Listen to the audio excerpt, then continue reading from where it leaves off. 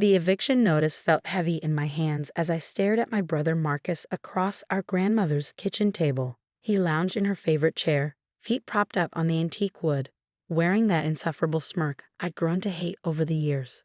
"Don't look so shocked, Emma," he said, taking a slow sip of coffee from her cherished china cup.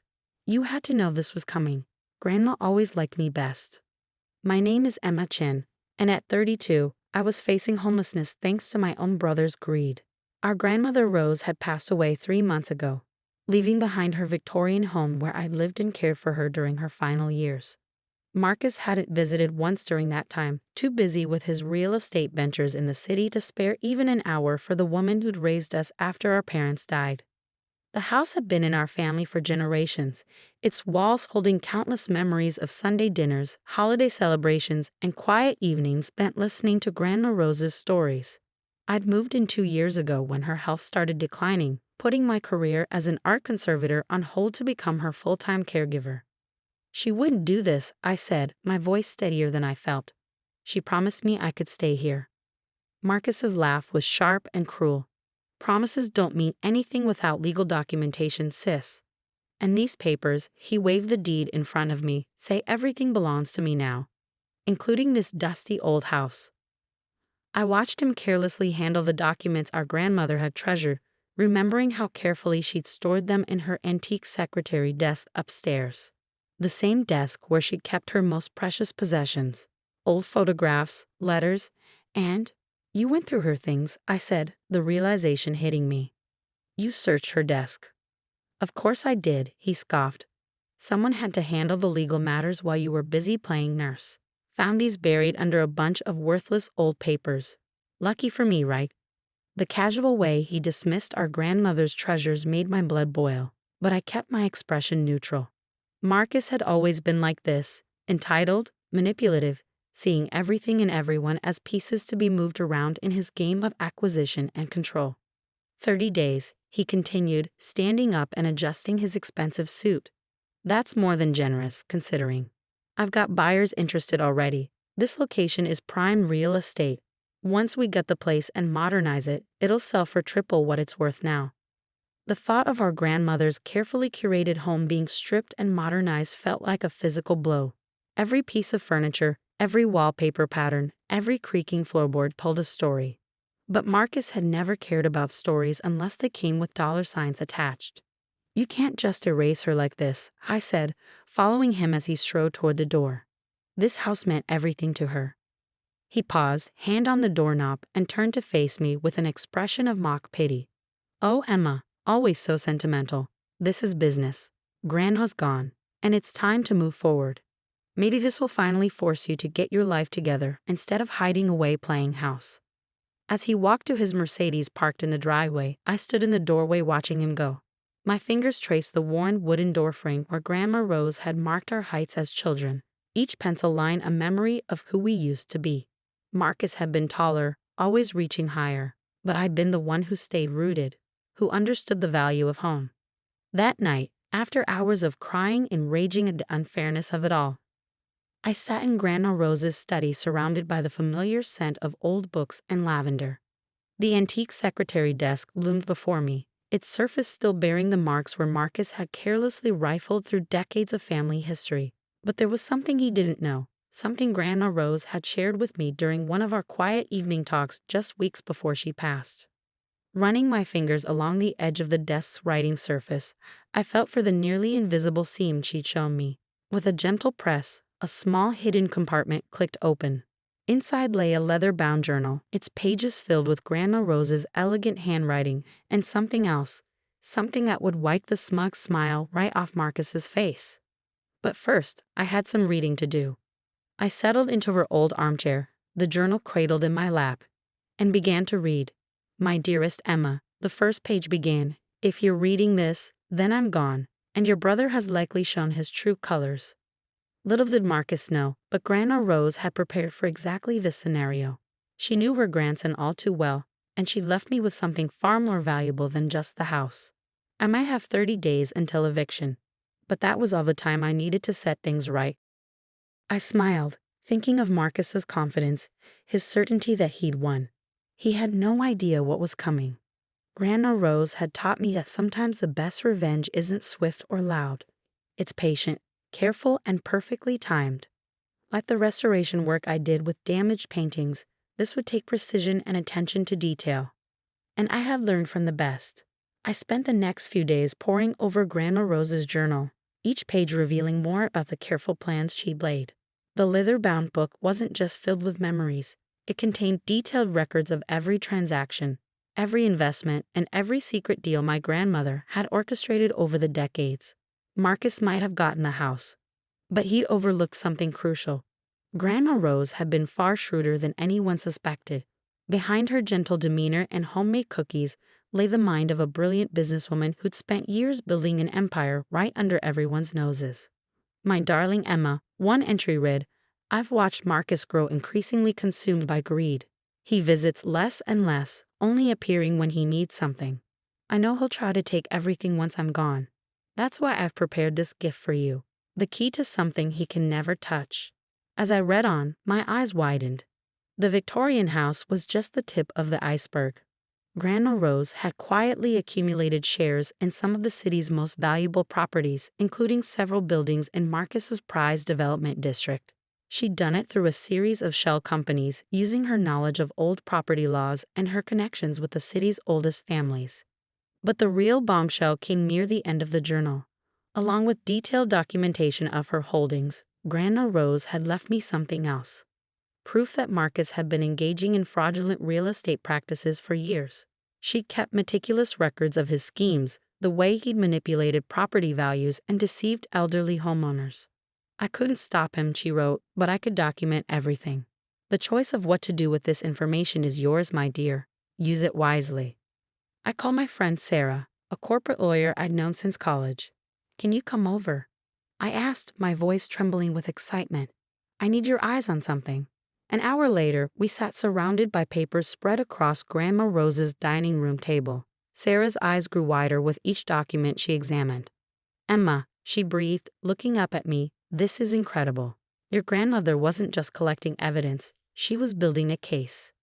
These documents prove Marcus has been running a sophisticated fraud operation. If this got out, he'd lose everything." I finished, thinking of his smug face as he'd handed me the eviction notice. His reputation, his business, probably his freedom. Sarah nodded, shuffling through more papers. "The timing is perfect too. See this development project he's working on? The one he's probably planning to sell this house to? According to these records, he's been lying to his investors about property values and zoning laws. If someone were to expose this..." I smiled, remembering Grandma Rose's words about patience and timing.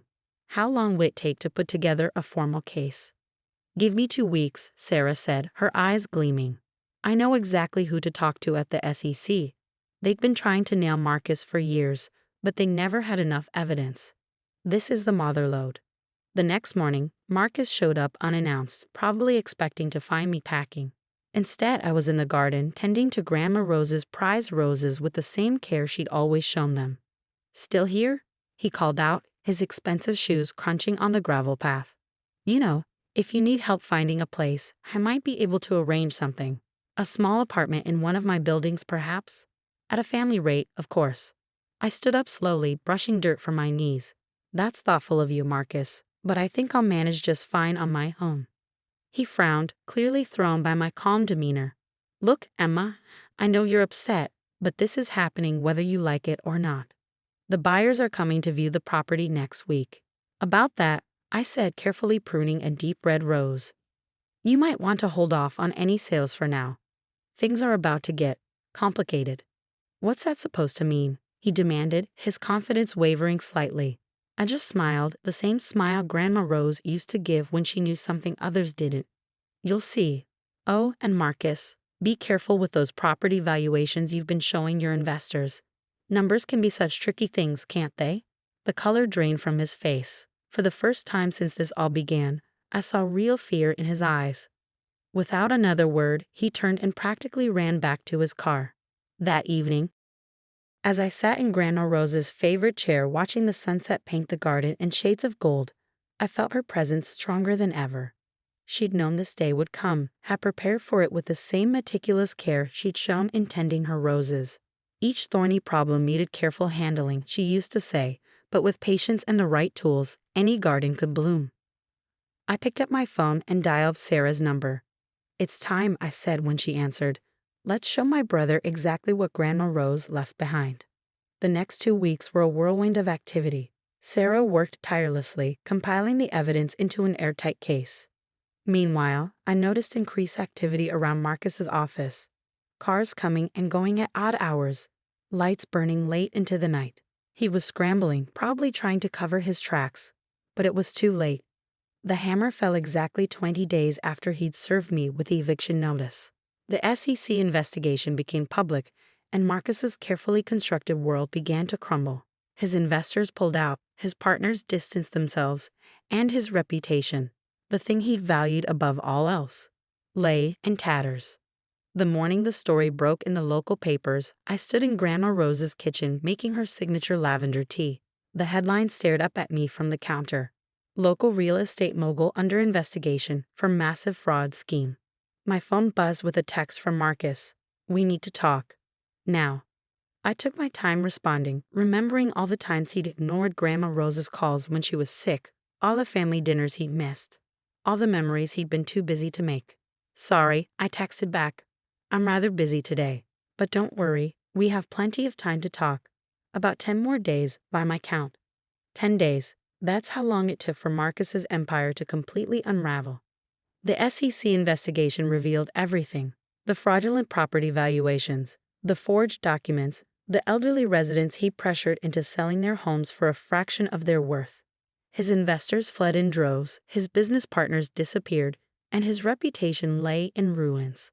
I was in Grandma Rose's garden when he finally showed up, looking nothing like the polished real estate mogul who'd smugly handed me an eviction notice. His expensive suit was wrinkled, his hair disheveled, and the arrogant smirk had been replaced by something closer to desperation. "You did this," he said, his voice hoarse. "You destroyed everything I built." I continued pruning the roses, just as Grandma had taught me. "No, Marcus, you did this to yourself. I just showed everyone who you really are." He collapsed onto the garden bench, head in his hands. How did you know about all of it?" "Grandma Rose knew," I said simply. "She kept records of everything. Every shady deal, every manipulated sale. She saw who you really were long before anyone else did." He looked up sharply. "That's impossible. She was just a sweet old lady who baked cookies and tended her garden." I couldn't help but laugh. That's exactly what she wanted everyone to think. But Grandma Rose was smarter than any of us knew. While you were busy building your house of cards, she was building something real, something that would last. I pulled out a thick envelope from my pocket, the final piece of Grandma Rose's plan. "Did you know she owned controlling shares in half the properties in your development district? Through various shell companies, of course. She left them all to me." Marcus's face went pale. "You're lying." "Check the records," I said, handing him the envelope. "It's all there. The properties, the companies, everything. She spent years quietly buying up land while you were focused on quick profits and flashy deals." His hands trembled as he read through the documents. "This can't be real. She was just Grandma." "She was so much more than that," I said firmly. "She built an empire right under your nose, and you never noticed because you were too busy looking down on her. Too busy to visit, too busy to call, too busy to see what was right in front of you." I watched as the reality of his situation sank in. Not only had his fraudulent practices been exposed, but now he was learning that the real power in a family had been quietly passing to me all along. "What are you going to do?" he asked, his voice barely a whisper. I looked around the garden at the roses Grandma had tenderly cultivated for decades. "First, I'm staying in this house. It means too much to too many people to be torn down for another soulless development project. And then I'm going to run things the way Grandma would have wanted. No more pushing out elderly residents.